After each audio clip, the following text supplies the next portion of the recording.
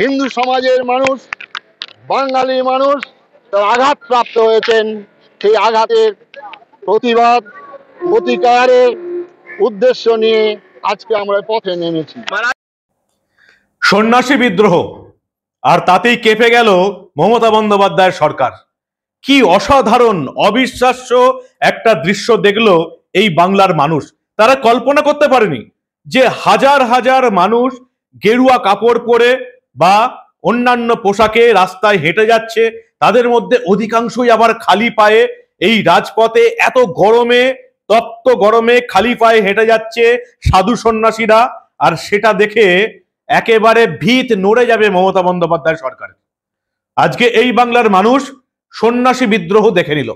যারা মনে করেন যে গেরুয়া পোশাক পরে এই সাধু সন্ন্যাসীরা কি এমন করতে পারে, তারা মনে হয় ইতিহাস ভুলে গেছে।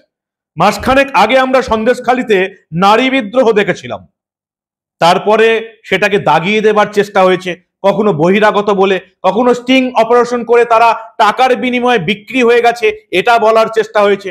কিন্তু এবার পিসি ভাইপোর দল এই যে রাজপথে, কলকাতার রাজপথে যে দৃশ্য দেখলাম কয়েক হাজার মানুষের, সেই দৃশ্যকে এবার কি বলবে? বহিরাগত? স্টিং অপারেশন করে বলবে যে এরা বিক্রি হয়ে গেছে 1000-2000 টাকায়?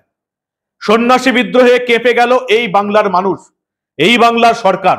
আজকে এই প্রতিবেদনে আমি আপনাদের স্বাগত জানাবো এবং বলবো যে এই প্রতিবেদনে সত্যি আমার বলার কিছু নেই, সবটাই আপনাদের দেখার এবং শোনার। এই গুরুত্বপূর্ণ, অত্যন্ত গুরুত্বপূর্ণ প্রতিবেদনে আমি মানব দা নিউজ বাংলায় আপনাদের স্বাগত জানাচ্ছি।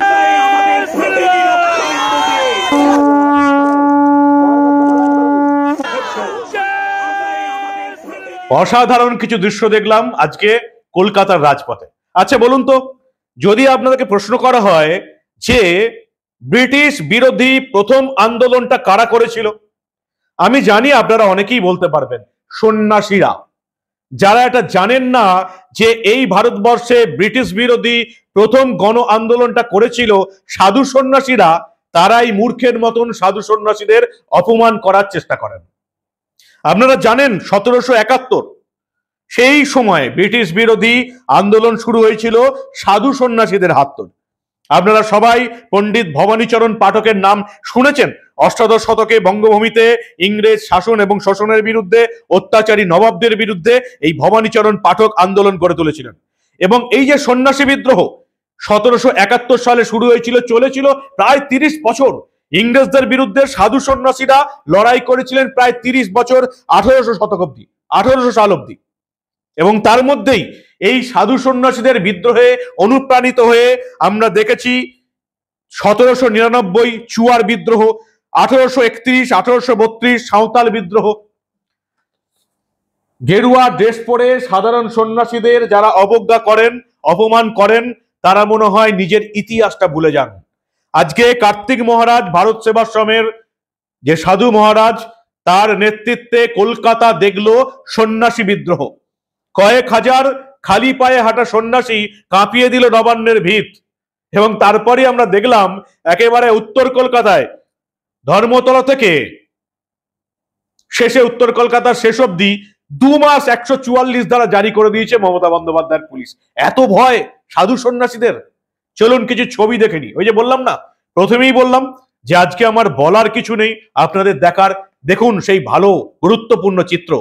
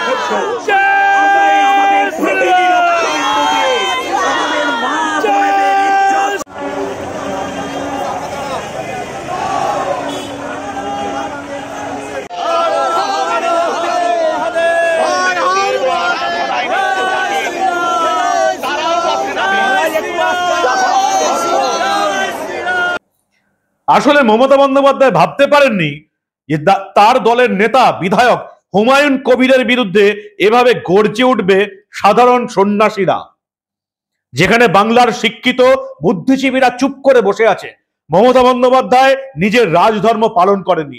একবার ভাবুন, সাংবাদিক হিসাবে যখন আমি বলেছিলাম ইকবালপুর মমিনপুরে সাম্প্রদায়িক হিংসা হয়েছে, তখন মমতা বন্দ্যোপাধ্যায়ের পুলিশ আমাকে অফিস থেকে তুলে নিয়ে গিয়েছিল এটা বলার জন্য যে সাম্প্রদায়িক হিংসা হয়েছে। আর মমতা বন্দ্যোপাধ্যায়ের বিধায়ক হুমায়ুন কবির মুর্শিদাবাদের মাটিতে দাঁড়িয়ে বলছেন 30% হিন্দু, 70% মুসলিম, হিন্দুদের কেটে ভাগীরথীর জলে ভাসিয়ে দেবো। মমতা বন্দ্যোপাধ্যায় চুপ করে সহ্য করেছেন, কারণ তিনি হচ্ছেন 1 নম্বরের তোষণবাজ চালাচ্ছেন এই রাজ্যে। কিভাবে তোষণ নীতি চালিয়ে সংখ্যালঘুদের ওবিসির মধ্যে ঢুকিয়ে দিয়েছেন কলকাতা হাইকোর্টে প্রমাণ হয়ে গেছে। এবং তাই এই হুমায়ুন কবিরের বিরুদ্ধে, কার্তিক মহারাজকে সামনে রেখে মমতা বন্দ্যোপাধ্যায়ের এই তোষণ নীতির বিরুদ্ধে, সাধুদের অপমান করার বিরুদ্ধে একযোগে আজকে সন্ন্যাসী বিদ্রোহ দেখলো এই বাংলার মানুষ। দেখুন আরো কিছু দৃশ্য। দেগে দেবার যে অপপ্রচেষ্টা, এটা কে করেছে আপনাদের? এটা সমস্ত সাধুরা আমরা সম্মিলিতভাবে করছি। এটা কোনো বিশেষ দল মত আপনাদের কে করেছে? হ্যাঁ হ্যাঁ, এই আক্রমণটা আপনাদের কে করবে? আক্রমণটা মাননীয় করছেন নির্বাচনী সভা থেকে আমাদের যিনি প্রশাসনিক প্রধান মমতা বন্দ্যোপাধ্যায়। আজকে তার বিরুদ্ধেই আমাদের এই সভা সমাবেশ এবং স্বাভিমান যাত্রা। আপনার নাম? স্বামী পরমাত্মানন্দজি মহারাজ মহামণ্ডলেশ্বর। কটা থেকে কতগুলি আসছে আপনাদের? সব কোথা কোথা সমস্ত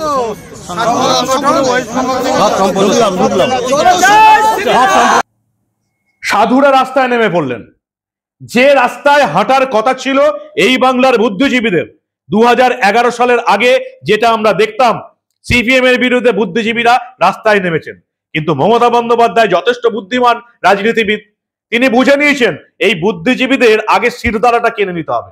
তাই এই বাংলার বুদ্ধিজীবীদের বিভিন্ন কমিটিতে ঢুকিয়ে দিয়েছেন। কেউ চেয়ারম্যান, কেউ কমিটির সদস্য, প্রত্যেকে মাসে লাখ টাকার কাছাকাছি ভাতা পান। আমার বাংলার বুদ্ধিজীবীরা এখন ভাতাজীবী হয়ে গেছেন। তাদেরকে বুদ্ধিজীবী না বলে যে কি গালাগালটা দেয় সেটা আপনারা সবাই জানেন। কার্তিক মহারাজ, বুদ্ধিজীবীদের কথা ছাড়ুন, কার্তিক মহারাজ আজকে কি বার্তা দিলেন ভালো করে শুনুন আপনারা।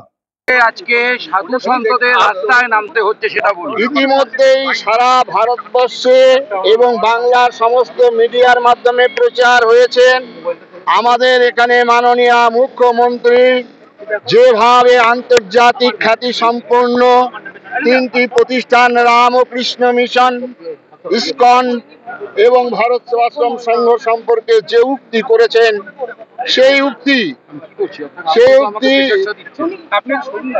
বেদনা হতো, সেই উক্তি হৃদয় বিদারক।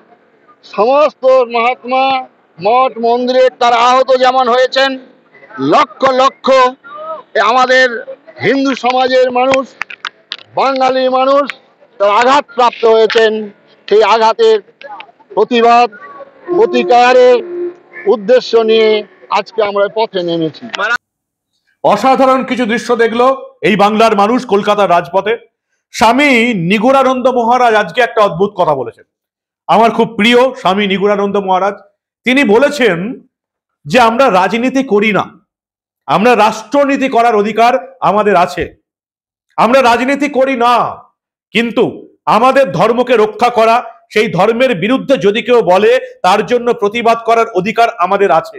আরো একটা ভালো কথা তিনি বলেছেন, তিনি বলেছেন যে যদি এই বাংলার 3টে মাত্র বড় প্রতিষ্ঠানের নাম আপনারা জানেন, রামকৃষ্ণ মঠ মিশন, ভারত সেবাশ্রম সংঘ, ইসকন।